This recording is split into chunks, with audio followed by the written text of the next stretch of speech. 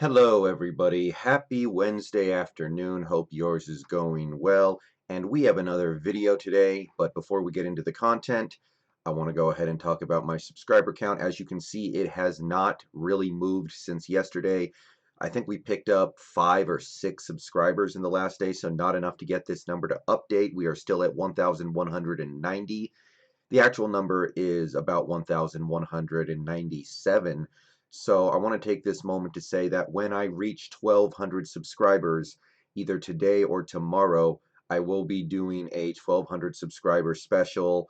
I'm probably going to live stream the second half of the Thursday night football game, the Jacksonville Jaguars and the Miami Dolphins. So we should be reaching that milestone in the next 24 hours or so, at which point I will have a 1,200 subscriber special. Once again, thank you to all my subs, and hopefully we can make that special happen. All right, so today we are going to be talking about Bobby Wagner. It's Wednesday. It's Wagner Wednesday, I guess you could say. Bobby Wagner, after 2 games, how does he stack up? Let's take a look at the chart. Let's take a look at the metrics. Let's see how he stacks up. So let's get some of the easier things out of the way. After 2 games, he's up to 15 tackles, which is still pretty short of where I wanted him this year. But once again, I think it's just going to be kind of tough for him to reach this projection because of Jamal Adams. So this is not something that really concerns me. Plus, he will probably get more tackles in future games against teams that run the ball more than the Falcons and Patriots did.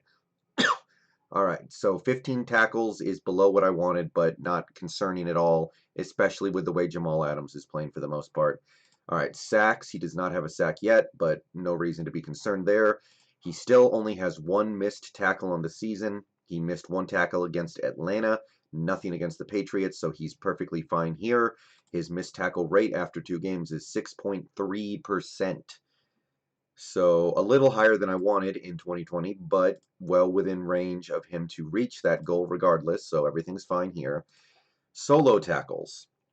After 2 games, he has 7 solo tackles, which is well behind the pace I wanted. But once again, it's kind of hard for Bobby Wagner to be getting solo tackles when teams aren't running the ball very much and when Jamal Adams is running around stealing all these tackles from him. So again, this may just be a scenario where he cannot realistically be expected to meet my hopes for 2020, and that's totally fine because of the situation. All right, moving on. QB pressures. He's on the board, ladies and gentlemen, and this is about to become even more important. Bobby Wagner needs to get to the QB probably a few more than 6 times this year. He needs to be pressuring the QB a good amount with the injuries we've sustained to Bruce Irvin and some of the concerns I have around Rasheem Green, which I will be getting to tomorrow. But 1 QB pressure so far for Bobby, so he's off to a pretty good start. Tackles for loss, he still just has the 1 he had against Atlanta. Nothing new against the Patriots. No turnovers forced yet, but not expecting a ton from him here anyway, so we're fine as well. Passes defensed, still well on pace with 2, both in the Atlanta game. Nothing new against the Patriots. Run tackles, he got up to 7, so he had 4 run tackles against the Patriots.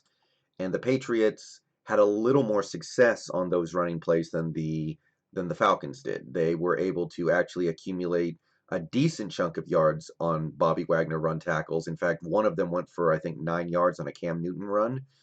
But overall, he's still well within a good range with 3.43 yards allowed per run tackle.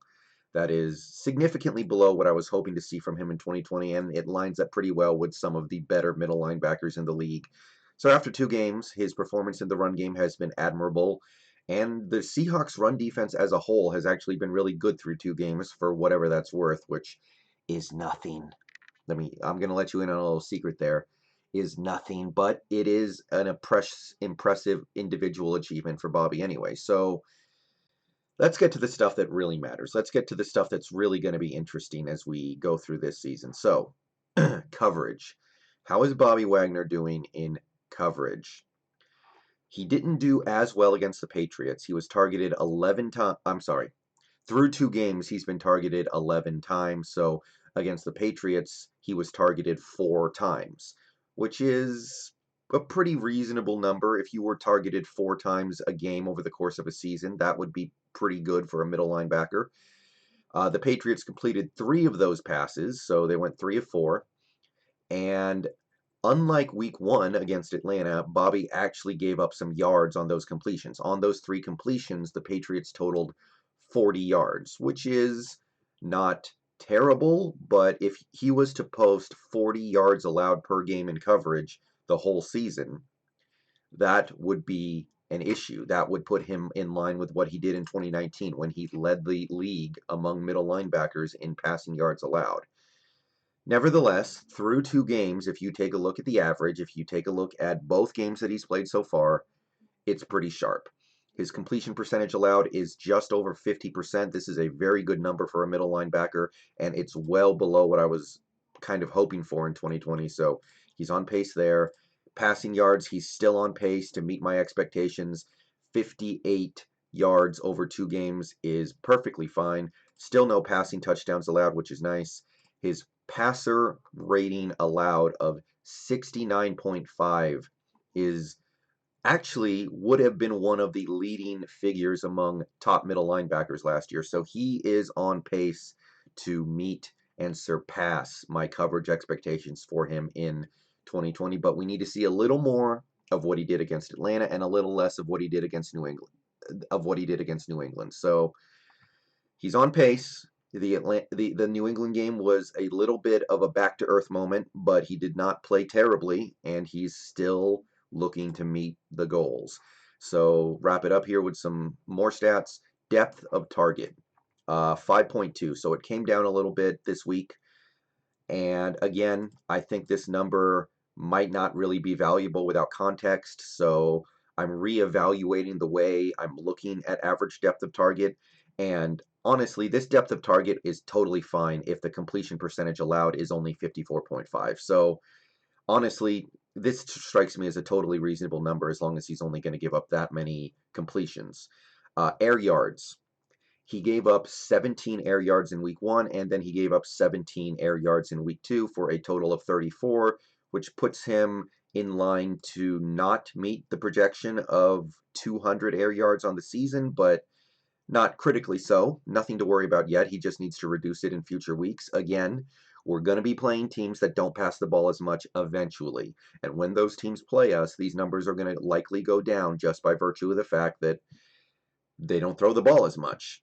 We played 2 very interesting games to start the season. Teams have dropped back to pass against the Seahawks more than 100 times in 2 games. So the stats are going to be a little skewed to start the year. And for the most part, I would still say Bobby comes out looking pretty favorably.